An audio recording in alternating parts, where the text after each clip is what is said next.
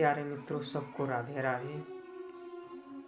कलयुग में नाम जप, राधा नाम जप करने के और राम नाम जप करने के, वास्तव में ये दोनों नाम में कोई फर्क नहीं है।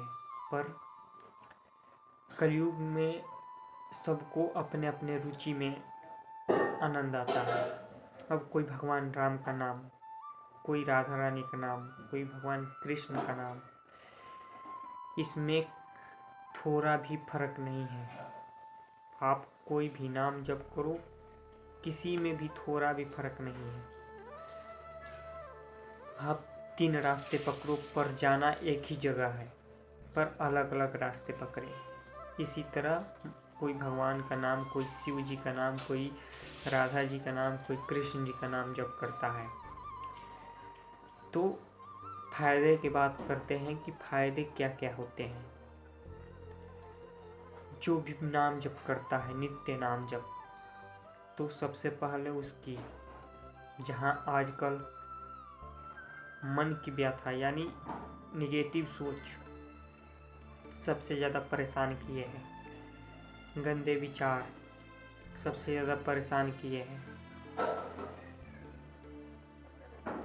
लोग न चाहते हुए भी मन की चाल को नहीं समझ सकते। सब जानते हैं कि ये सही है, करना चाहिए, पर नहीं करते। ये शक्ति नहीं है अंदर। तो ये नाम जप से शक्ति उत्पन्न होती है। निरंतर नाम जप करने से आपके अंदर धैर्य, तरह तरह के आपके अंदर ज्ञान उत्पन्न होने लगेगा। आपका जो भी घर में परेशानी है, वो परेशानियां खत्म होने लगेगी। आपके जो भी कार्य में बाधा है, वो कार्य में बाधा टल जाएगा। धन से, शरीर से, दिमाग यानी दिमाग से आप परेशान हैं, मन से परेशान हैं, शरीर से परेशान हैं, धन से परेशान हैं, या घर में कलह है, कोई आप पर बार बार कुछ करवा दे रहा है, जादू टोना, तो ये सब से नाम जप मुक्ति दिलाता है। कलयुग में नाम जप बहुत महत्वपूर्ण है, बहुत शक्तिशाली है। केवल करना क्या है, हमको निरंतर जप करना है, और निरंतर जप से कुछ समय, जैसे कि हमने बहुत पीछे पाप किए हैं, पर वो नाम जप पहले पाप को मिटाता है। फिर पाप जब मिटता है तो आपके अंदर उस नाम में रुचि हो जाती है, और रुचि होने के बाद आपकी जो भी कामनाएं थी, या तो वो पूर्ण हो जाएगी या तो वो नष्ट हो जाएगी। पूर्ण होगी तो आपके लिए जो सही होगा वही पूर्ण होगा, और आपके लिए जो गलत होगा, आप चाह कर भी मांग रहे हो कि हमें ये मिल जाए, और आप निरंतर जप करते हो, तो अगर वो आपके लिए गलत है यानी हानिकारक है, तो वो नहीं मिलेगा। और जो आपके लिए सही है यानी सबसे ज़्यादा ज़रूरत उस समय आपको है उस चीज़ की, तो वो कहीं ना कहीं से आपको मिल जाएगा।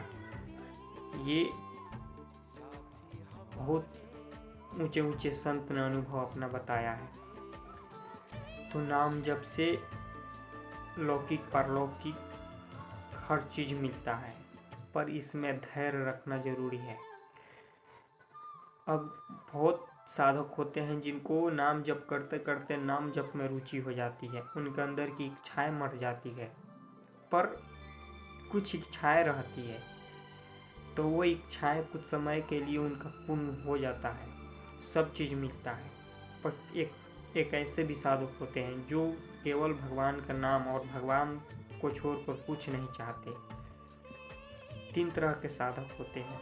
एक जो कुछ पाने के लिए साधना करते हैं, एक जो शांति के लिए साधना करते हैं यानी शांति और घर में सुख शांति हो इसके लिए।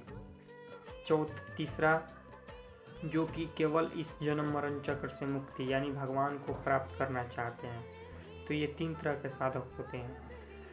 तो पहला साधक जो कामना से नाम जप करता है, तो निरंतर जप करते करते सत्संग के से लाभ लेते, सत्संग को सुनते सुनते उनके अंदर नाम जप के प्रति इतना रुचि होने लगता है, वो नाम की महिमा सुनते हैं तो नाम जप में और रुचि होता है और जपते रहते हैं। तो उनकी जो कामनाएं थी, तो वो जो उनका मन विचलित था कि हमें ये मिल जाए है, ये मिल जाए, तो वो धीरे धीरे या तो समाप्त हो रहा है। वो इसलिए नहीं दिया जाता कि अभी आप बहुत चीज़ में फंसे हो, पहले उसको छुड़ाना है। कोई बच्चा को आप कोई हथियार दे दो तो उसको पहले देने से पहले आप सोचोगे कि ये क्या करेगा। कहीं ये अगर होशियार बच्चा है तो ये ले जाकर कहीं रख देगा या ले इससे अपना हानि नहीं करेगा, पर वहीं होशियार बच्चा नहीं है तो वो कहीं ना कहीं अपना नाश करेगा, अपने आप को दुख देगा, काट लेगा। तो इसलिए उसको नहीं दिया जाता है। जब होशियार हो जाता है तब उसके लिए वो रख दिया जाता है कि ये इसके जब ये हो जाएगा परिपक्व तब इसको दिया जाएगा। तो इसी तरह भगवान भी हमें जो मांगते हैं वो नहीं देते हैं, जानते हैं कि अभी ये उस लायक नहीं है, अभी अपने आप को नहीं संभाल सकता है, तो इसे देंगे तो ये फिर, क्योंकि ये इतना अंदर से दृढ़ शक्ति नहीं है, इतना अपने आप को कंट्रोल नहीं कर पाया है कि अगर देने से ये सही रास्ते पर रहेगा। तो इसलिए कुछ समय के लिए भगवान नहीं देते और सत्संग नाम जप में आपको बढ़ाते रहते हैं। तो आपका मन बलवान बनने लगता है, आपके अंदर शक्ति जागृत होने लगती है, आपका विवेक ज्ञान डेवलपमेंट होने लगता है। आप हर परिस्थिति में समान भाव रखते हैं, विचलित नहीं होते हैं, हर कठिनाई को एक पॉजिटिव दिशा में देखते हैं, आपके अंदर निगेटिविटी नहीं आती है। और धैर्य, असीम धैर्य होता है, चाहे दुख हो, चाहे सुख हो, चाहे लाभ हो, चाहे हानि हो, आपको इसमें असीम धैर्य प्राप्त होता है और आप अंदर से खुश महसूस करोगे। आपके अंदर एक पॉजिटिविटी, कोई भी आपके अंदर अगर बात चलेगा तो वो पॉजिटिविटी बात चलेगा। ये निरंतर जप करने से होता है। अगर शुरुआत में ये नाम जप कर रहे हैं तो ये पहले आपके मन की गंदगी को, आपके अंदर शक्ति को विकसित करेगा, फिर ये सब उत्पन्न हो जाएगा। तो आप लोग निरंतर नाम जप करते रहो और नाम जप करने के इतने फायदे हैं कि गिनाते गिनाते थक जाएंगे। कलयुग केवल नाम आधारा, सुमरी सुमरी नर उतर पारा। कलयुग में केवल नाम जप, नाम जप करते करते आप पैसा बन जाओगे, ऐसा भगवान बना देंगे कि आपको भोजन खाना पानी भी ना मिले फिर भी फर्क नहीं पड़ेगा। आप एकदम असीम धैर्य में, ना मृत्यु का भय ना जीने का चाह, समान हो जाएंगे। डर भय घबराहट चिंता तरह तरह के टेंशन ये सब खत्म हो जाता है नाम जप से। आप दूसरों को समझाने के लिए सक्षम हो जाते हो। तो ये नाम जप का प्रताप है। और कितना नाम, बहुत शक्तिशाली नाम है। आपको धन कुछ नहीं है, नाम के आगे शक्ति कुछ नहीं है, भगवान बीत जाते हैं। एक कहानी आपको सुनाते हैं। एक भगवान के भक्त थे, तो वो भगवान को निरंतर जप करते थे पर राधा रानी को नहीं मानते थे। अब वो जब भगवान के पास जा रहे थे तो वो गोलोक में, तो वो वहाँ भगवान, पर वहाँ नारद जी के पास ये संत जा रहे थे। तो नारद जी के पास जा रहे थे तो वो बोले कि आप जब तक राधा कृष्ण नाम नहीं जप करेंगे तब तक ये गोलोक का दरवाज़ा नहीं खुलेगा, आप प्रवेश नहीं कर सकते हैं। तो वहाँ वो बोले कि हम किसी स्त्री का नाम पहले नहीं लेंगे क्योंकि हम प्रभु के भक्त हैं, तो हमें भगवान के नाम के सिवाय किसी का नाम पहले नहीं लेना है, अपमान होगा हमारी भक्ति का। नारद जी बोले कि अगर आप नहीं लेंगे नाम राधा कृष्ण तो ये दरवाज़ा नहीं खुलेगा, फिर हम लोग प्रवेश नहीं कर पाएंगे, चलिए आपके जगह हम ही ले लेते हैं नाम। तो जस राधे कृष्ण नाम लिए तस वो गोलोक का दरवाज़ा खुल गया और वहाँ अंदर वो प्रवेश कर गए। अब वहाँ प्रवेश करने के बाद जस जस आगे बढ़ते गए तस तस देखे कि ये बहुत दिव्य भव्य ये भगवान का धाम।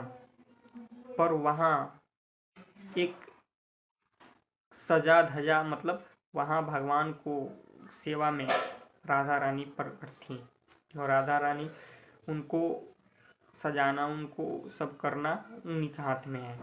तो वो बोले नारद जी कि यहाँ ये सब, वो बोले कि ये सब क्या हो रहा है, ये सब लोग कहाँ जा रहे हैं, इतना खुशी का माहौल क्यों दिख रहा है। तो वो बोले कि आज भगवान का उत्सव है, भगवान को राधा रानी सजाने जा रही हैं, भगवान को तैयार करने जा रही हैं। ये बोले कि ये कौन स्त्री है जो बार बार हमारे भगवान के पहले इसकी चर्चा होती है। तो राधा रानी को बोले कि आप राधा रानी से जाकर भेंट किए। वो बोले कि तुम कौन हो।